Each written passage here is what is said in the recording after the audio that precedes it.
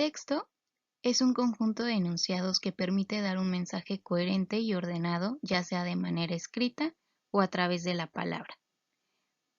El texto pretende transmitir una idea, dar un mensaje o simplemente transmitir información.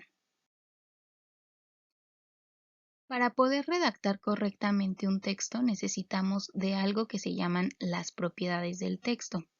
Estas son propósito, adecuación, cabalidad, coherencia, organización textual y disposición espacial. Estas propiedades nos van a servir para que el texto sea entendible, sea adecuado al público al que vamos a dirigirnos, sea completo, etc.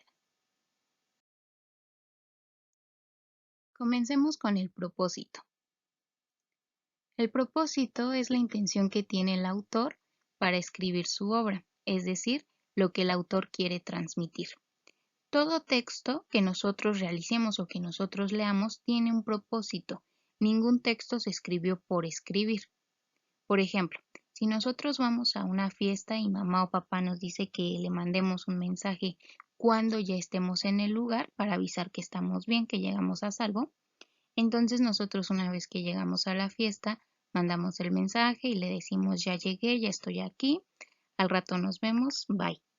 ¿No? Entonces en este caso, el propósito de ese mensaje que nosotros enviamos, pues es informar que ya estamos en el lugar y estamos sanos y salvos.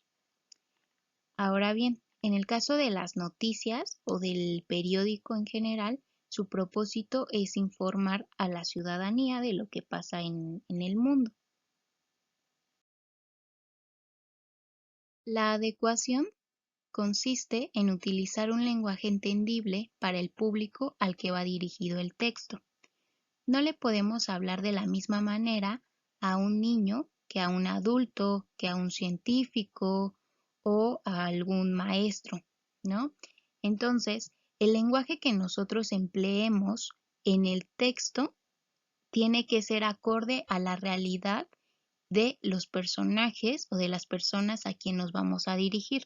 Si vamos a escribir un cuento para niños, pues evidentemente el lenguaje debe de ser entendible, sencillo, pero entendible para los niños, que ellos lo puedan entender. No utilizar palabras muy sofisticadas, muy elegantes y que los niños tengan que estar consultando el diccionario. No, debe de ser un lenguaje acorde al contexto de los niños.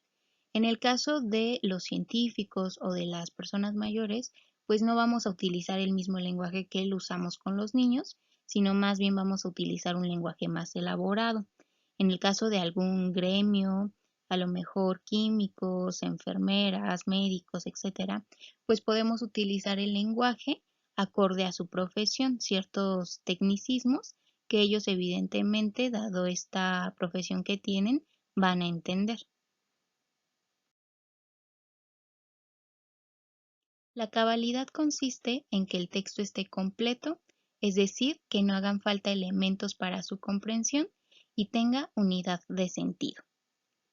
Básicamente, esta propiedad tiene que ver con que todos los elementos que estamos viendo y los que vamos a ver ahorita estén en ese texto, de tal manera que puede estar completo, porque si al texto le hace falta alguno de estos elementos, pues entonces no se va a entender, no va a tener un gran sentido para la persona que lo está leyendo.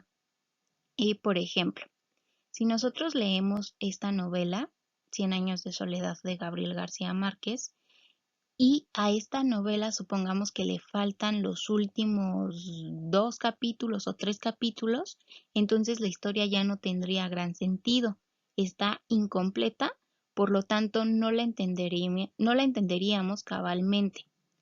Tendría entonces una falta de sentido. Coherencia.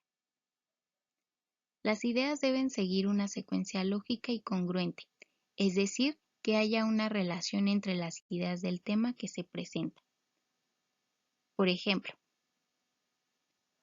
leamos este texto. ¿Qué puede llegar a vivir hasta 18 años en casos extremos? En concreto, la más longeva es el chihuahua. Las razas pequeñas de perros son más longevas porque parece ser que envejecen más lentamente que las grandes. Este texto no tiene una coherencia porque las ideas están desordenadas. A eso se refiere la coherencia, a que nuestras ideas deben de estar en orden, porque si están desordenadas como este texto, entonces no se entiende. Ahora, si lo ordenamos, quedaría así. Las razas pequeñas de perros son más longevas porque parece ser que envejecen más lentamente que las grandes. En concreto, la más longeva es el Chihuahua, que puede llegar a vivir hasta 18 años en casos extremos. De esta manera ya podemos entender el texto porque tiene una coherencia. Organización textual. Todo texto debe llevar un orden de ideas, una estructura de manera lógica, es decir, que se presentará primero, que después y que al final. Por ejemplo, si a nosotros nos piden redactar un ensayo, nos dicen que primero debe de llevar una introducción, posteriormente un desarrollo y finalmente la conclusión. Dependiendo del tipo de texto que vamos a redactar, pues será el orden en el que vamos a acomodar las ideas, pero este es el más común: introducción, desarrollo y conclusión. Disposición espacial. Se refiere al formato, es decir, a la adecuada distribución de los espacios como sangría, justificaciones, márgenes, etc., es decir, todo lo visual. En este caso, nos referimos al formato del texto. Seguramente en algún trabajo, en alguna tarea, en la escuela les han dicho: entreguen este trabajo impreso, Arial 12, interlineado sencillo, márgenes 2.5, etc. Ese tipo de elementos que se refieren al formato es lo que nosotros conocemos o lo que se conoce en el texto como disposición espacial. Es básicamente la manera en la que se ve el texto, la manera en cómo lo vamos a presentar.